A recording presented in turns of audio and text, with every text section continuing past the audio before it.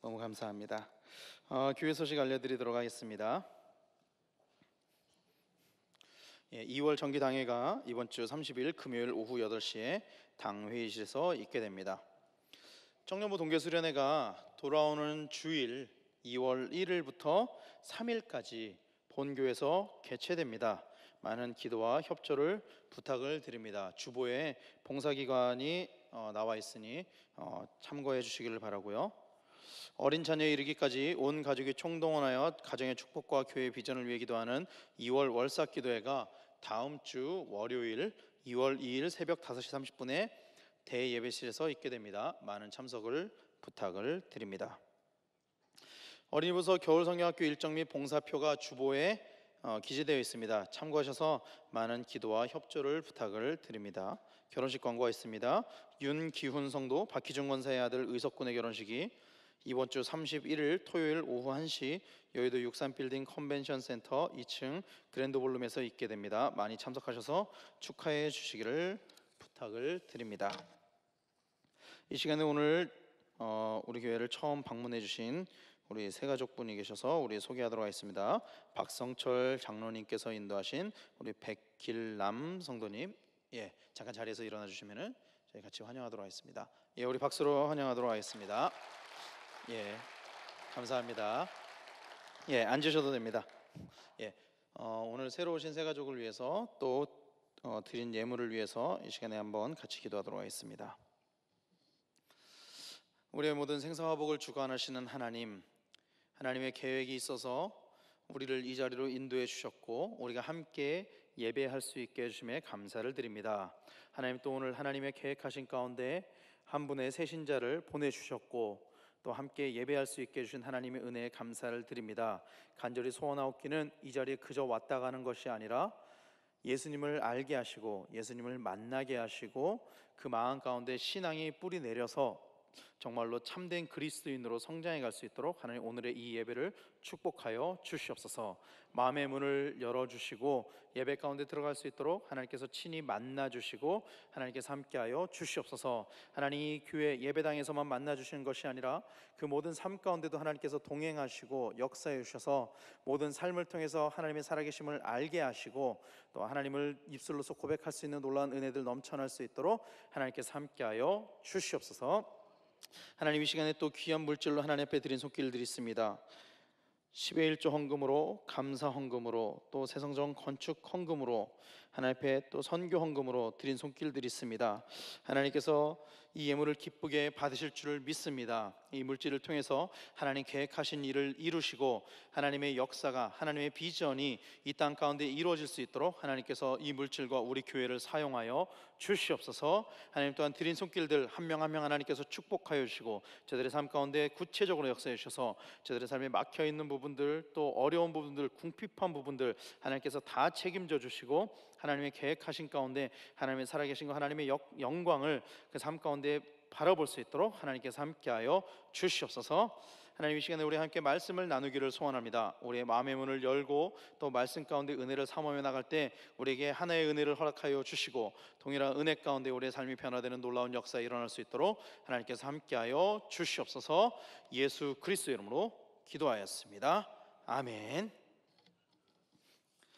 오늘 우리가 함께 나눌 하나님 말씀은 빌립보서 1장 27절에서 30절 말씀입니다. 빌립보서 1장 27절에서 30절 말씀입니다.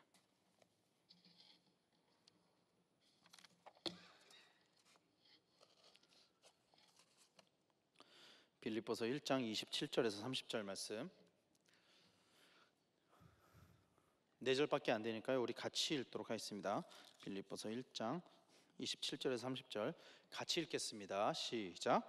오직 너희는 그리스도의 복음에 합당하게 생활하라. 이는 내가 너희에게 가보나 떠나 있으나 너희가 한 마음으로 서서 한 뜻으로 복음의 신앙을 위하여 협력하는 것과 무슨 일에든지 대적하는 자들 때문에 두려워하지 아니하는 이 일을 듣고자 함이라. 이것이 그들에게는 멸망의 증거요 너희에게는 구원의 증거니 이는 하나님께로부터 난 것이라. 그리스도를 위하여 너희에게 은혜를 주신 것은 다만 그를 믿을 뿐 아니라 또한 그를 위하여 고난도 받게 하려 하심이라. 너희에게도 그와 같은 싸움이 있으니 너희가 내 안에서 본 바요 이제도 내 안에서 듣는 바니라. 아멘. 할렐루야. 할렐루야. 우리 옆에 있는 성도님들과 함께 문안하도록 하겠습니다. 주님의 이름으로 사랑하고 축복합니다. 우리 한 번만 더 문안할까요? 그러면서 서로 좀 물어봤으면 좋겠어요. 복음 안에 거하시고 계십니까? 대답도 들으셨나요? 아멘이신가요? 할렐루야. 오늘 우리가 읽은 말씀은 빌립보서의 말씀입니다. 그렇죠? 빌립보서의 말씀입니다. 빌립보서에 관해서 설교를 할 때 저는 꼭 붙이는 말이 있는데 뭐냐면은 제가 빌립보서를 너무나도 좋아한다는 이야기입니다. 빌립보서 말씀을 통해서 개인적으로 은혜를 많이 받고 또 빌립보서 말씀을 묵상하면서 너무나 많은 깨달음이 있기 때문에 빌립보서를 저는 참 좋아하는데요. 오늘 우리가 읽은 그 1장 27절에서 30절 말씀 앞부분까지는 사실 어떤 말씀들이 기록되어 있냐면은 바울이 당한 상황, 내가 어떤 상황입니다 하는 것과 인사의 말들, 평안하기를 바랍니다. 평안하기 바랍니다. 그런 인사의 말들이 기록되어 있습니다. 그리고 오늘 읽은 말씀부터는 빌립보 교회를 향한 권면의 말씀들이 이어집니다. 오늘 말씀부터 그러니까 쉽게 이야기하면은 이 빌립보서가 편지잖아요. 편지. 오늘 말씀 전 부분 처음부터 그 전 26절까지는 서론이라고 본다면은 27절부터는 바울이 정말로 하고 싶었던 얘기, 본론으로 들어가는 그런 구조로 되어 있다라는 이야기입니다. 바울은 빌립보 교회를 향한 권면을 이렇게 시작합니다. 빌립보서 1장 27절 말씀 앞부분에 보면은요 이렇게 이야기합니다. 공동번역으로 보면 여러분은 그리스도의 복음을 받은 사람다운 생활을 하십시오 라고 이야기를 하고요. 현대인의 성경 버전으로는 여러분은 그리스도의 기쁜 소식을 믿는 사람답게 생활하십시오. 자, 복음을 받은 사람다운 생활을 하십시오. 또 기쁜 소식을 믿는 사람답게 생활하십시오. 바울은요 빌립보 교회 성도들에게 복음을 받은 사람다운 삶을 살라고 권면하고 있습니다. 이 공동번역이나 현대인의 성경 번역에서는 이렇게 이야기를 하지만 이 복음에 합당하게 생활하라고 한 그 합당하게 생활하라는 이 단어는요 어디에서부터 유래된 거냐면은 고대 자유 도시 국가의 귀족들의 삶에서부터 비롯된 단어라고 합니다. 자신들의 기품 있는 삶이 국가의 품격을 높이고 전체 시민들의 삶을 풍요롭게 한다고 믿고 또 국가에 세금을 내는 것을 당연한 의무로 받아들이고 국가가 위태로울 때 전쟁에 나서는 일을 두려워하지 않는 삶, 이거를 이야기하는 거예요. 합당하게 생활한다는 것은. 그런데 오늘 이 말씀에서 바울은 빌립보 교회 성도들이 물론 다른 말씀에 보면은 로마 시민인 것을 자랑스러워했지만 이 말씀에서는 여기서 이야기하는 그 고대 자유 도시 국가를 이야기하는 것이 아니라 로마를 지칭하는 것이 아니고 하나님 나라의 백성, 빌립보 교회 성도들이 하나님 나라의 백성임을 전제로 하면서 한 이야기라는 것을 우리는 알아야만 합니다. 빌립보서 3장 20절에 보면은요 바울이 빌립보 교회 성도들에게 뭐라고 이야기하냐면 이렇게 이야기합니다. 그러나 우리는 하늘의 시민입니다. 우리는 하늘의 시민입니다. 우리는 하나님 나라의 백성입니다. 우리는 거기에서 오실 구세주 되시는 주 예수 그리스도를 고대하고 있습니다.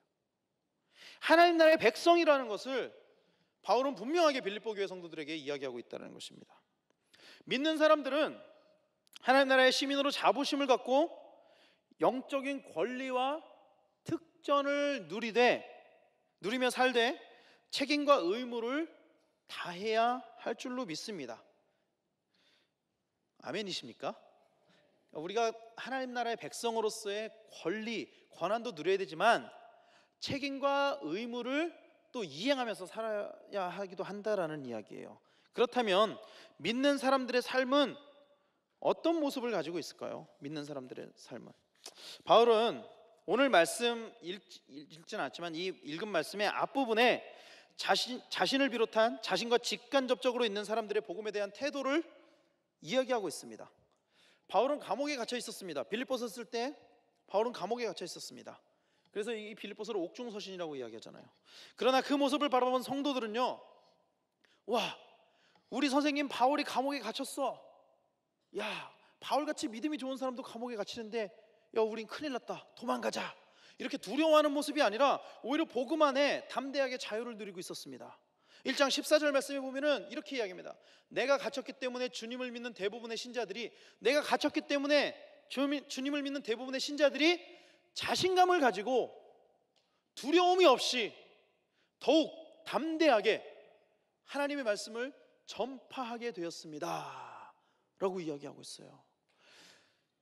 교회의 지도자였던 바울이 잡혀갔는데 그 성도들이 두려워하는 것이 아니라 오히려 복음 안에 참 자유를 누리면서 두려워하는 것이 아니라 오히려 더욱 담대하게 자신감을 가지고 하나님의 말씀을 전파하게 되었습니다.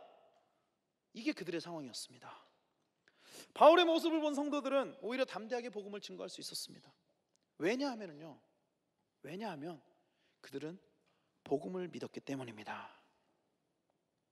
그들은 예수 그리스도의 죽으심과 부활하심, 그리고 하나님 나라를 믿고 있었습니다. 여러분도 그러십니까? 빌립보 교회 성도들은요, 이 확실한 믿음이 있었기 때문에 담대하게 복음을 증거할 수 있었다라는 것입니다. 그런데 재미있는 것은요, 이 앞에 말씀에 보면 참 재미있는 것은 그들이 복음을 전한 동기가 같은 동기를 가지고 복음을 전했던 것은 아니라는 거예요. 15절에서 17절 말씀을 같이 한번 읽어보겠습니다. 좀 길긴 하지만 같이 읽겠습니다. 시작. 어떤 사람들은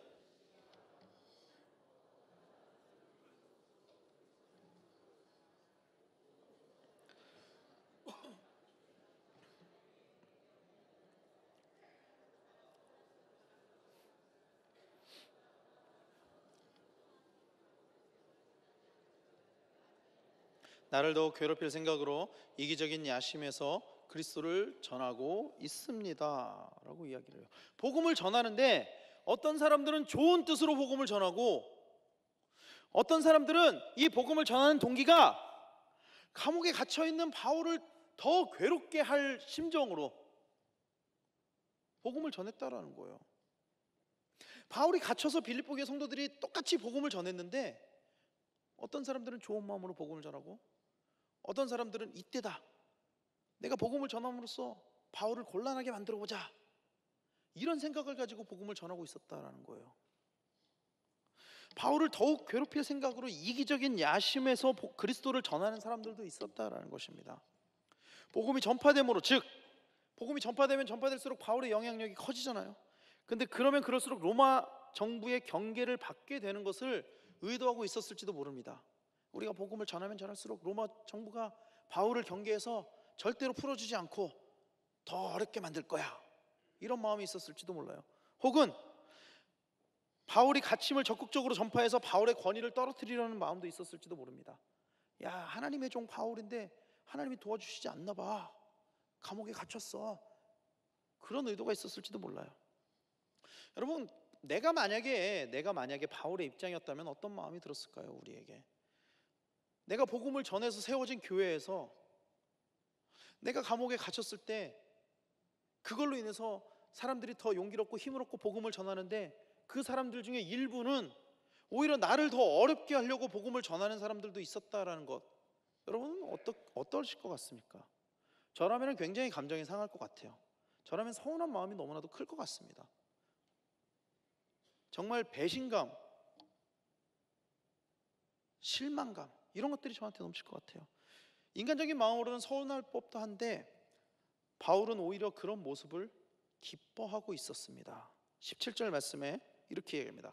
그러나 그릇된 동기에서든 참된 동기에서든, 어떤 동기에서든 간에, 그릇된 동기든 참된 동기든 어떤 동기든 간에 어쨌든 전파되는 것은 그리스도이므로 내가 기뻐하고 앞으로도 기뻐할 것입니다. 할렐루야.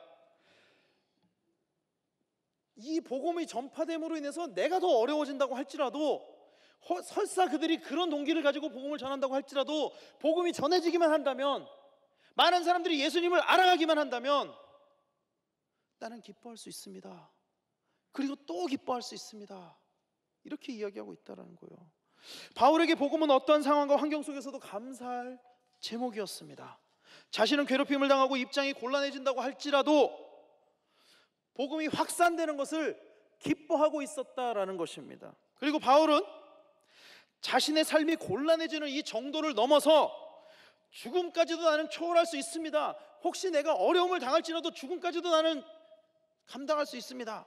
21절 말씀에 이렇게 이야기합니다. 나에게는 그리스도가 생의 전부입니다. 그리고 죽는 것도 나에게는 이득이 됩니다. 죽는 것도 나에게는 이득이 됩니다. 바울은 이렇게 고백하고 있었다는 거예요. 사랑하는 성도 여러분, 복음을 위해서 우리는 이런 고백을 할 수 있을까요? 여러분은 이런 고백을 하실 수 있으십니까? 복음을 위해서 죽는 것도 나에게는 이득입니다. 이런 고백하실 수 있으십니까? 복음 때문에 내가 조금만 손해를 봐도 복음을 버린 사람들이 너무나도 많습니다. 너무나 많아요. 그런데 하물며 손해를 보는 정도를 넘어서 나는 복음 때문에 죽는 것도 나에게는 이득입니다. 이런 고백을 여러분 하실 수 있으십니까?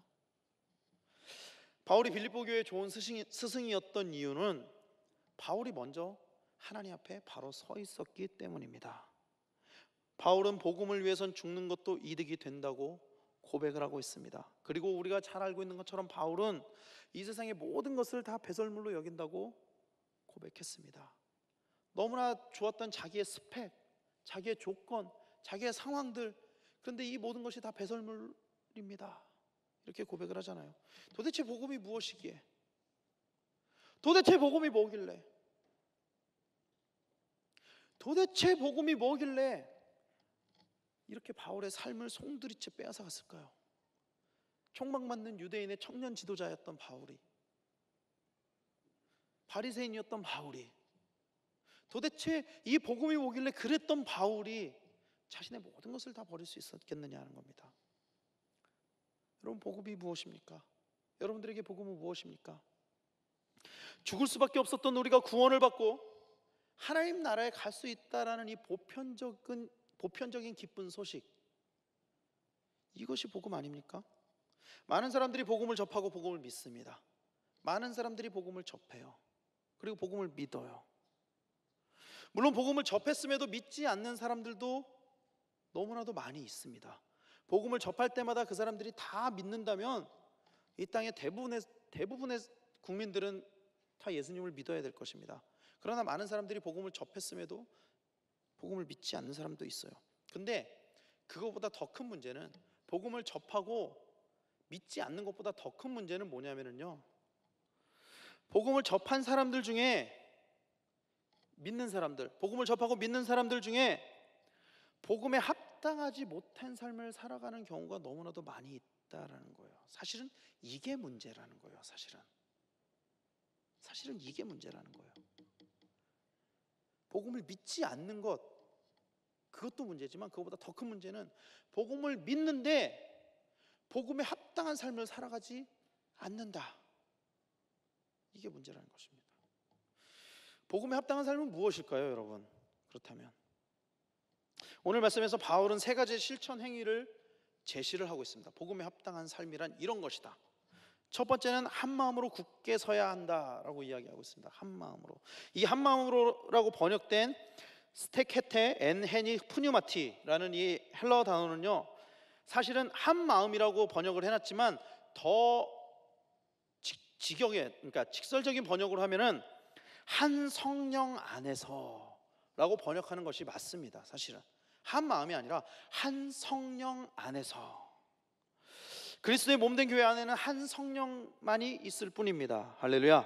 다른 영은 없습니다. 할렐루야. 초대교회 시대에 많은 이단들이 있었습니다. 많은 이단들이 있었어요. 그리고 2015년 대한민국에도 동일하게 많은 이단들이 우리를 미혹하고 있습니다. 사랑하는 성도 여러분, 하나님은 한 분이십니다. 믿으십니까? 교회의 머리는 하나님이십니다. 할렐루야. 그렇다면 우리는 몸된 지체로서 머리 대신 하나님의 영에 사로잡혀야 될 줄로 믿습니다. 우리가 복음에 합당한 자의 삶을 살기 위해서 가장 먼저 중요한 것은 한 성령 안에, 우리 교회 공동체가 한 성령 안에 거하는 것, 이것이 복음에 합당한 삶이다, 사도 바울은 이야기하고 있다는 것입니다. 두 번째는요, 복음의 신앙을 위해서 한 뜻으로 서로 협력하는 것, 이것입니다. 한 뜻으로, 이 단어는요 사실 한 마음으로 라고 번역하는 것이 더 좋습니다.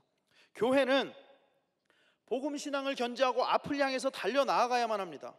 여러분, 고린도 교회, 우리가 고린도 교회를 너무나도 잘 알잖아요. 고린도 교회는 같은 복음을 들었습니다. 같은 복음을 들었어요. 하지만 그들의 마음이 나뉘어졌습니다.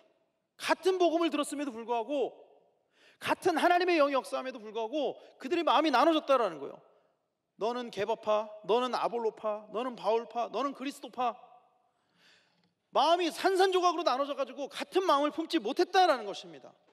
사랑하는 성도 여러분, 교회는 같은 마음을 품어야 될 줄로 믿습니다. 비록 그 안에서 서로의 가치관과 삶의 방향이 다르다고 할지라도 한 마음을 품어야 될 줄로 믿습니다. 그리고 각자가 다른 사람에게 맞추기 위해 노력해야만 합니다. 서로 다 다르잖아요. 우리가 서로 다 다르잖아요. 예수 그리스도를 믿는다는 것은 나의 것을 주장하는 것이 아니고, 나의 것을 드러내는 것이 아니고, 자기를 부인하고 자기를 내려놓고, 이것이 예수 그리스도를 믿는 거잖아요. 나를 내려놓을 때 우리는 같은 마음을 품을 수 있다는 것입니다. 부단히 전진하지 않으면 변화와 성숙을 기대할 수 없습니다. 복음 신앙을 토대로 계속 전진하지 않으면 복음에 합당한 생활은 불가능할 것입니다. 공동체 안에서 변화된 삶을 경험하고 서로 도와야만 우리는 복음에 합당한 삶을 살아갈 수 있을 것입니다. 그리고 세 번째는 대적자들을 두려워하지 않는 것입니다. 복음의 실천을 통해 다져진 믿음이 아니면은 우리는 핍박자들을 두려워하게 됩니다. 2015년 대한민국에 사는 우리는 사실은 복음 때문에 핍박받는 일은 굉장히 드물게 일어나잖아요. 하지만 이 바울이 빌립보서를 쓰던 시대에 바울 그 자신도 감옥에 갇혀 있었고 예수 그리스도를 믿는 자들에게는 핍박이 있었습니다. 바울은 복음을 대적하는 자들의 대적 행위는 그들이 멸망에 이르는 증거가 되고, 그들의 대적에도 불구하고 견고하게 예수 그리스도를 믿는 사람들의 믿음은 결국 그들이 구원을 받을 수 있는 증거가 될 것이라고 오늘 말씀에서는 이야기하고 있습니다. 대적자들의 멸망과 믿는 사람들의 구원의 증거가 이 말씀 가운데 증거되어 있습니다. 바울은 믿는 사람들의 구원이 하나님께로부터 온다고 이야기하고 있습니다. 바울은 대적자들로부터 고난이 올 때 담대한 믿음으로 대처하라고 주문하고 있습니다. 하나님을 믿는 사람들이 그리스도를 위해 살도록 그들에게 구원의 은혜를 주셨다는 것을 믿으시기를 축원합니다. 그리스도를 위해 산다는 것은요, 그분을 믿으며 고난도 감수하는 것입니다. 그를 믿는다고 하면서, 예수를 믿는다고 하면서, 내가 복음을 믿는다고 하면서 핍박을 피하려고 하는 것은 진정으로 그리스도를 위해 사는 모습이 아닙니다.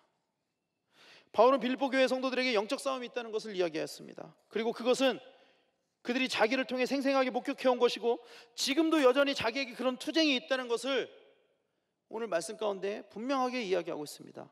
이 이야기들은요, 정리를 해보면은 자신을 모델로 삼고 용기 있게 핍박을 이겨내라, 바울은 이렇게 빌립보 교회에 주문하고 있다는 것입니다. 이것은 실제적인 싸움이었습니다. 영적 싸움이라고 이야기하지만 사실은 영적 싸움으로 그치는 것이 아니라 육신의 핍박, 구체적인 핍박들이 오는 실제적인 싸움이었습니다. 바울에게는. 바울은 이 싸움에서 감옥에 갇히기도 하고 핍박을 당하기도 하고 결국에는 죽음에 이르게 되었습니다. 그런 육체적인 공포 속에서도 대적자들을 두려워하지 않는 것은 결코 쉬운 일이 아닐 것입니다. 우리에게는 그런 핍박이 없기 때문에 너무나도 쉽게 이야기할 수 있을지 모르겠지만 불과 100년 전만 해도 이 땅에서는 그런 핍박, 전 세계적으로 가장 혹독한 그리스도인들에 대한 핍박이 있었던 땅입니다. 그 믿음의 선배들의 고난을 견뎌낸 순교의 믿음으로 말미암아, 그 복음의 능력으로 말미암아 오늘 우리가 복음을 누리게 되었습니다. 할렐루야. 결국 복음에 합당한 삶은 이 세 가지를 정리를 해보면요, 영과 혼과 육이 골고루 다 복음의 지배를 받는 삶을 의미하는 거예요. 우리가 복음 안에 거한다는 것은, 복음에 합당한 자의 삶을 산다는 것은 우리의 영혼만이 복음을 누리는 것이 아니고, 우리의 혼, 우리의 마음만이 복음을 누리는 것도 아니고, 우리의 육체만이 종교 생활을 하면서 복음을 누리는 것이 아니라 영과 혼과 육이 모두 다 복음의 지배를 받는 것을 의미하고 있다는 것입니다. 그리고 우리는 이것을 순종이라고 이야기를 합니다. 복음의 지배를 받는 것, 순종이라고 이야기를 합니다. 순종은 믿는 자로 하나님의 권능을 체험하게 합니다. 할렐루야. 또 신령한 것들을 충만하게 하는 줄로 믿으시길 바랍니다. 또 눈을 열어서 하나님의 세계를 보게 하는 줄로 믿으시길 바랍니다. 세상이 줄 수 없는 소망을 소유하게 하는 줄로 믿으시길 바랍니다. 하지만 많은 사람들이 어떻게 생각하냐면, 복음에 순종하는 것은 갈등감을 불러일으키고 불편하게 하고 좌절감을 주고 피로감을 주는 것이라고 생각합니다. 그래서 경건한 이들 중에 복음에 합당한 삶은 생기가 없고 실체가 없는 개념인 것처럼 비춰질 때도 있습니다. 왜냐하면 신앙의 자부심이 무엇이고 하나님 자녀의 신분이 무엇이고 천국 시민권자로서의 삶의 즐거움을 모르기 때문입니다. 사랑하는 성도 여러분, 한 나라의 국민은 그 나라의 법을 따라야 됩니다. 그렇죠? 한 나라의 국민은 그 나라의 법을 따라야 됩니다. 그 법을 따르기를 거부하는 사람은 그 나라의 국민이라고 할 수 없을 것입니다.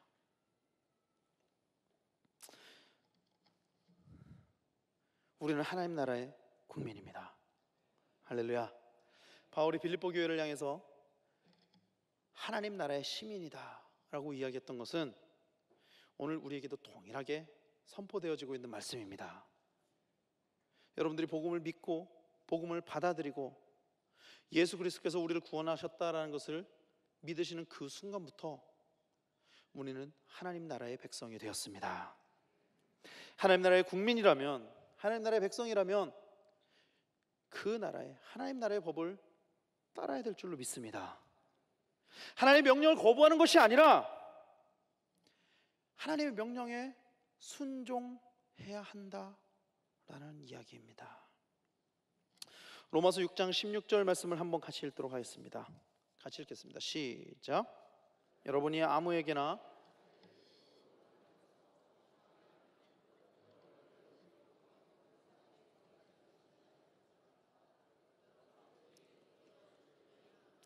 아니면 순종의 종이 되어 의에 이르거나 하는 것입니다. 자, 노란 부분을 보면은요, 여러분이 복종하는 그 사람의 종이 되는 것이라고 이야기하고 있습니다. 무슨 이야기입니까? 순종은 수동적으로 하는 것이 아니라 능동적으로 하는 것이라는 이야기입니다. 내가 복종하는 그 사람이 내 주인이 된다라는 거예요. 나를 복종시키는 그 사람이 내 주인이 아니라 내가 복종하는 그 사람이 주인이 된다는 것입니다. 그 선택의 순간에 여러분은 죄의 종이 되어서 죽음에 이르거나 아니면 순종의 종이 되어서 의에 이르거나 하는 것입니다 라고 이야기하고 있다는 것입니다. 사랑하는 성도 여러분, 우리가 누구에게 복종하느냐에 따라 우리의 신분이 결정되는 줄로 믿으시길 바랍니다. 말씀에서 이야기한 것처럼 죄의 종이 되어 죄에 복종하게 되면 우리의 신분은 죽음에 이르게 된다, 그렇게 이야기하고 있습니다. 하지만 순종의 종이 되어 의에 이를 수 있다라고 이야기하고 있잖아요. 그렇죠? 사랑하는 성도 여러분, 우리는 그렇다면 하나님께 복종하고 있습니까? 우리가 누구한테 복종하느냐에 따라서 우리의 신분이 결정되는데, 그렇다면 우리는 하나님께 복종하고 있습니까? 아니면 사단에게 복종하고 있습니까? 복종한다는 것은요, 자기 자신을 내려놓아야만 가능한 일입니다. 자기 자신을 내려놓지 못하고는 절대로 복종할 수 없습니다. 겉으로는 복종하는 척 할 수 있겠죠. 하지만 자기 자신을 내려놓지 않고는 진심으로 순종할 수 없습니다. 겉으로만 내려놓는 사람들에 대해서 우리는 그 사람들을 종교인이라고 이야기합니다. 그 사람들이 하는 활동을 종교 활동이라고 이야기를 합니다. 진정한 그리스도인은 겉으로만 복종하고 겉으로만 순종하고 따르는 것이 아니라 마음 깊은 곳에서부터 예수 그리스도를 나의 주로 모시고 예수 그리스도에게 순종하는 사람이야말로 진정한 그리스도인이 된다는 것을 믿으시길 바랍니다.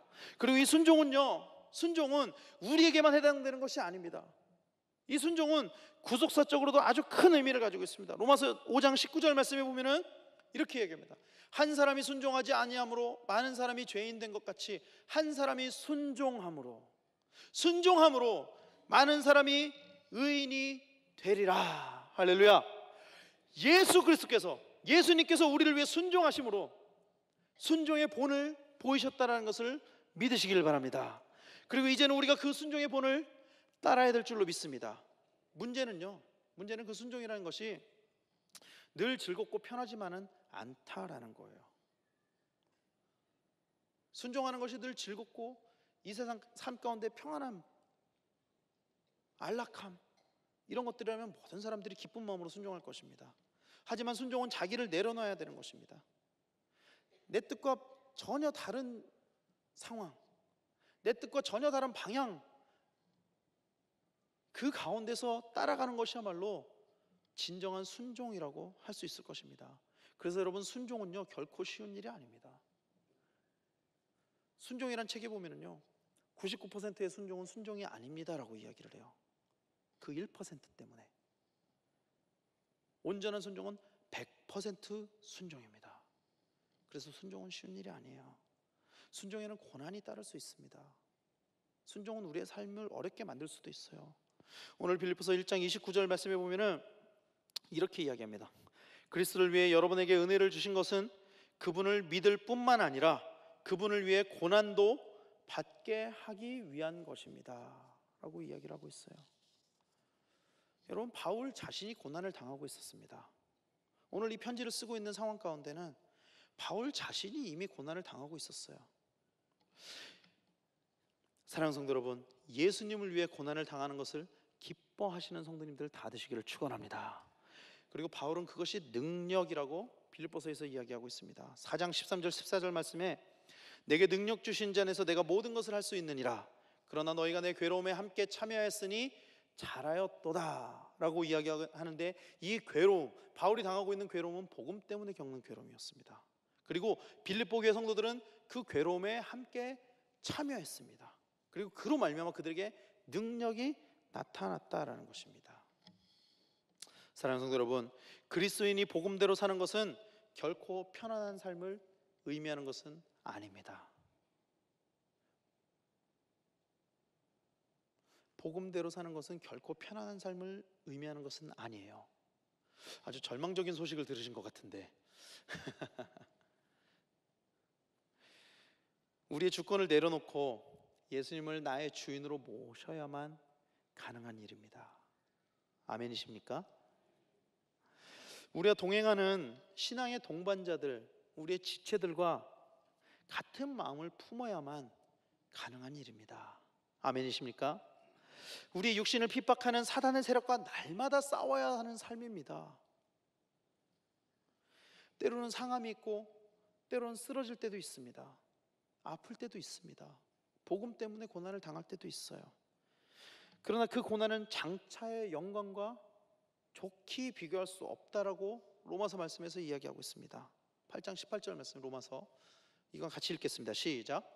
장차 우리에게 나타날 영광에 비추어 보면 지금 우리가 겪고 있는 고통은 아무것도 아니라고 생각합니다. 할렐루야. 이 말씀이 우리의 소망이 됨을 믿으시길 바랍니다. 이 땅에서 비록 복음 때문에 고난을 당할 수도 있습니다. 어려움을 겪을 수도 있어요. 그러나 그 고난은 장차 우리가 겪게 될 영광과 좋게 비교할 수 없다. 아무것도 아니다. 아무것도 아니다. 그 고통은 내가 나중에 맞이할 영광과 비교하면 아무것도 아니라고 사도 바울은 이야기하고 있다는 것입니다. 사랑하는 성도 여러분, 우리는 복음의 빚진 자입니다. 우리는 복음의 빚진 자들이에요. 다 복음의 빚진 자들입니다. 예수님은 우리를 살리기 위해서 자기를 희생하셨습니다. 자기 자신을 십자가에 못 박으셨습니다.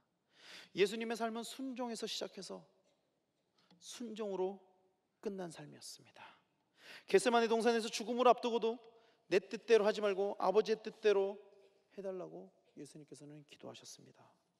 여러분, 누가 그렇게 기도할 수 있을까요? 우리 중에 누가 그렇게 기도할 수 있을까요? 죽음을 앞두고 있는 상황에서 나 죽기 싫습니다. 그러나 내 뜻대로 하지 말고 아버지의 뜻대로 해주십시오. 그에 반해 우리는 하나님의 뜻이 아닌 나의 뜻대로 되기를 원하고 있지는 않습니까? 하나님의 뜻을 구하는 것이 아니라 나의 뜻을 구하고 있지는 않느냐는 거예요. 하나님이 원하시는 삶을 사는 것이 아니라 내가 원하는 삶을 살아가고 있지는 않느냐는 것입니다. 내 삶의 주인이 하나님이 아니라 때론 나고, 때로는 사탄이고, 때로는 죄고, 그것이 솔직한 우리들의 삶이 아니냐는 거예요. 사랑하는 성도 여러분, 복음을 소유한 사람은 복음을 받은 사람답게 살아야 될 줄로 믿습니다.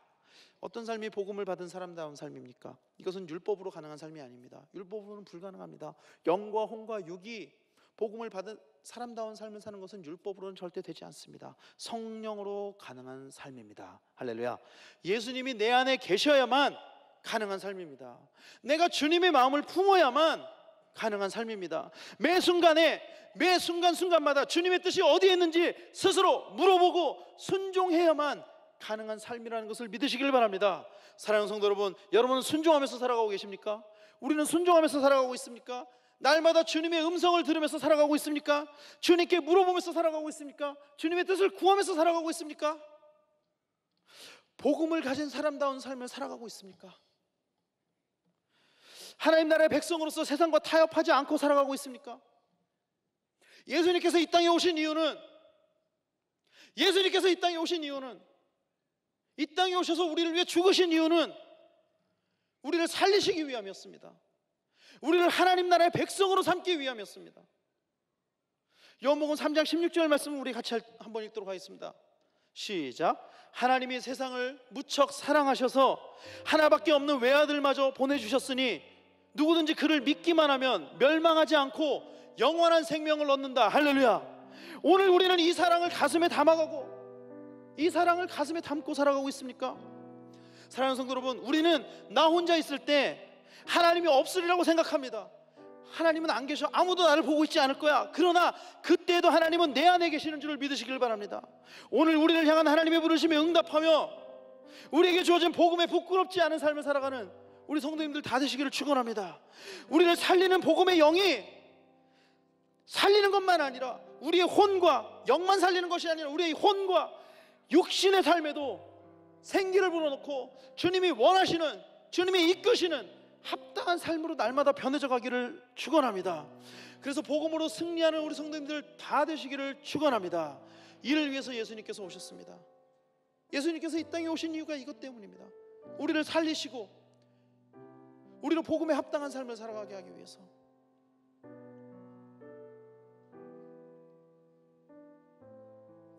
이 시간에 우리 같이 찬양하면서 기도하기를 소원하는데요, 다 자리에서 일어나도록 하겠습니다.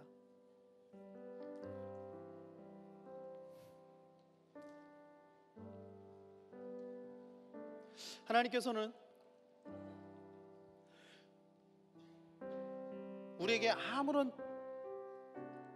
대가 없이, 아무런 조건 없이 예수 그리스도를 보내주셨습니다. 그리고 예수 그리스도는 우리를 위해서 자기의 목숨까지도 희생하는 순종의 모습을 보이셨습니다.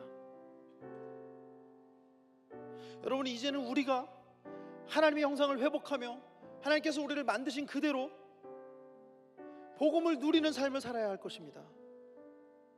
예수 그리스도께서 이 땅에 오신 목적이 나 때문이라면 그 목적이 이루어지는 것, 내가 변해야 됩니다.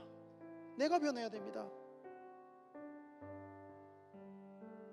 우리를 위해 이 땅에 오신 예수 그리스도, 우리가 같이 찬양하며, 우리 찬양하고 같이 기도하도록 하겠습니다.